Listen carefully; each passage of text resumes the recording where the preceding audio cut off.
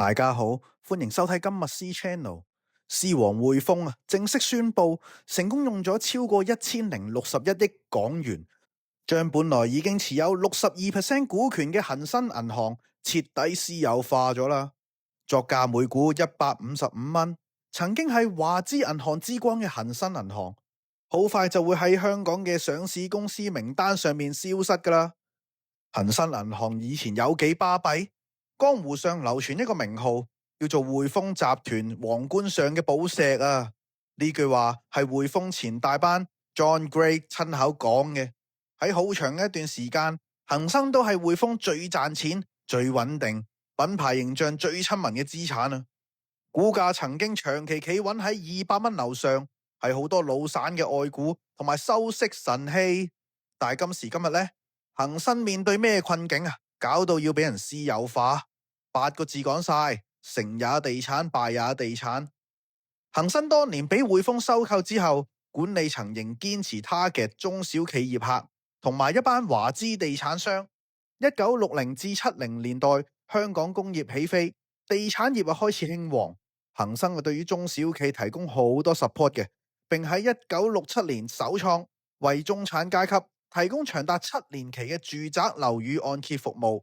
一改當時最多為期3年嘅做法，幫市民上車啊！雖然恒生透過早年大力發展內房以及香港商業房地產嘅相關業務，成為業務增長嘅動力，但係中港經濟喺受到疫情、內地房地產行業調控嘅政策以及美國聯儲局自2022年加息周期嘅衝擊，復甦嘅步伐就不似預期。最終導致恒生資產嘅質素轉壞，尤其係商業地產貸款。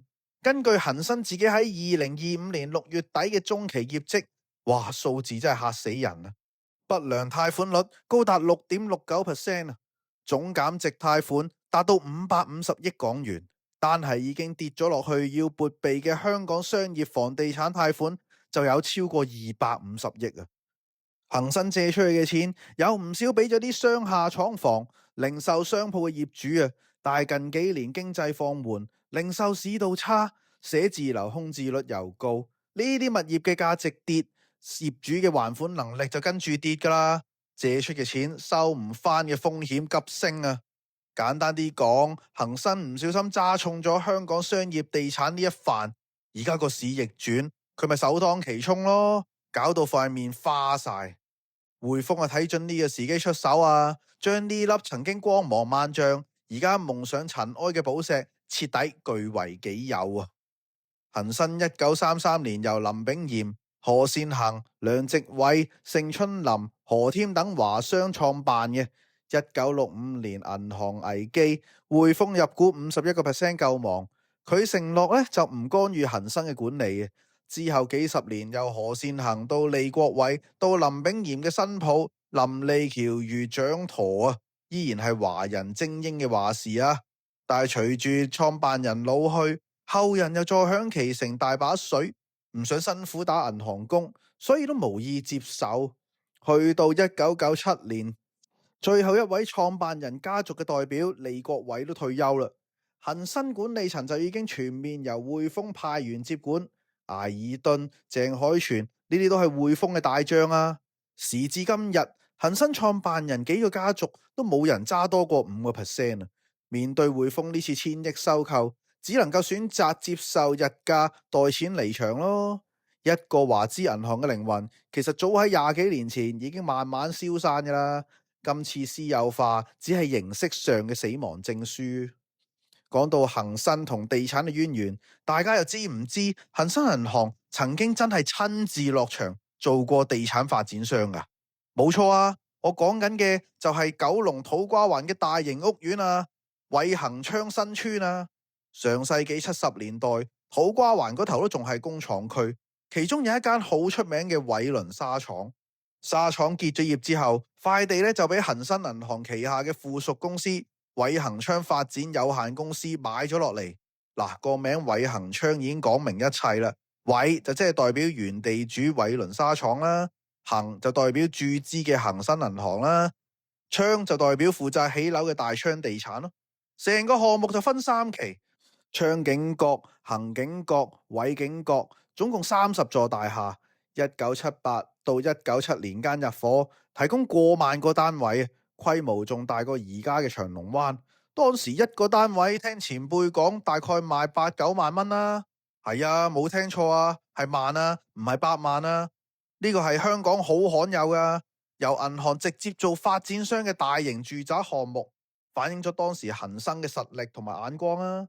唔單止借錢俾人哋起樓賣樓啊，自己都直接參與地產開發，賺盡產業鏈上嘅利潤啊！呢段嘅歷史係好有趣噶，佢好似一個預言咁，恒生嘅基因入邊早就深深落上咗地產兩個字。70年代佢參與地產開發同提供按揭，乘住香港經濟起飛同置業潮，迅速嘅壯大。點估到幾十年之後，竟然會因為對地產貸款過度嘅集中而陷入今日嘅困境啊！歷史有時就係一個循環嚟嘅。恒生比匯豐據為己有，唔只係一間上市公司嘅消失啊，更係一種銀行文化、一種服務精神嘅終結。老一輩嘅香港人或者恒生嘅老員工都會記得恒生嗰種人情味。創辦人何善衡先生有句名言：咕喱都要當上賓啊！即係話，就算你係一個着住拖鞋嘅苦力走入恒生銀行，你都會被當作上賓一樣招待。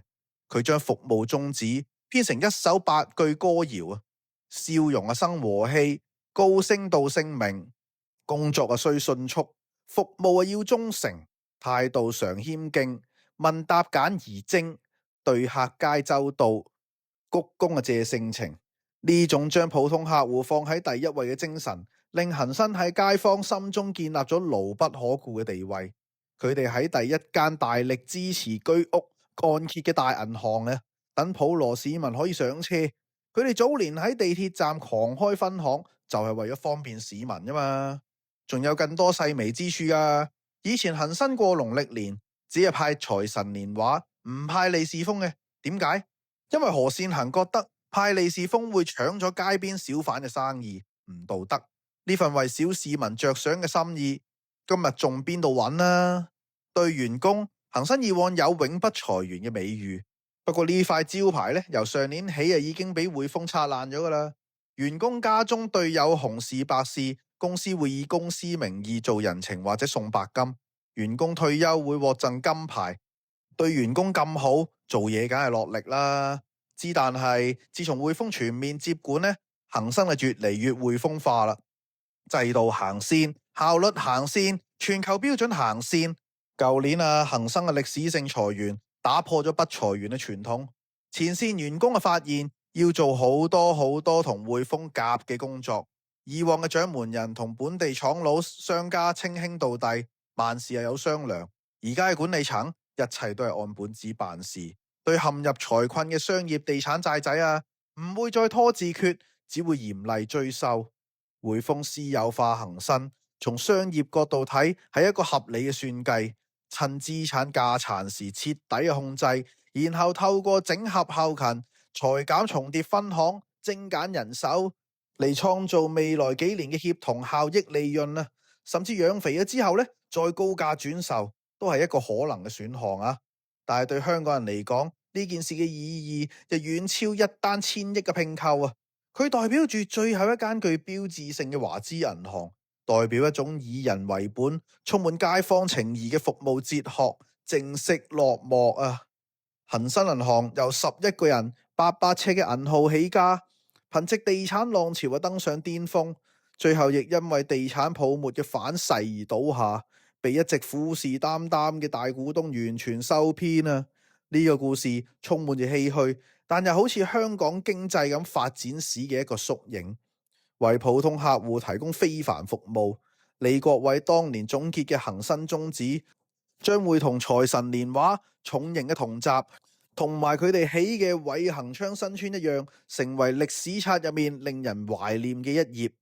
各位觀眾，你對恒生又有咩特別回憶呢？不妨喺下面留言分享下。請各位觀眾立刻 subscribe 我哋今日 C Channel CLS comment like share， 我哋會更落力製作更多嘅資訊俾大家。多謝支持。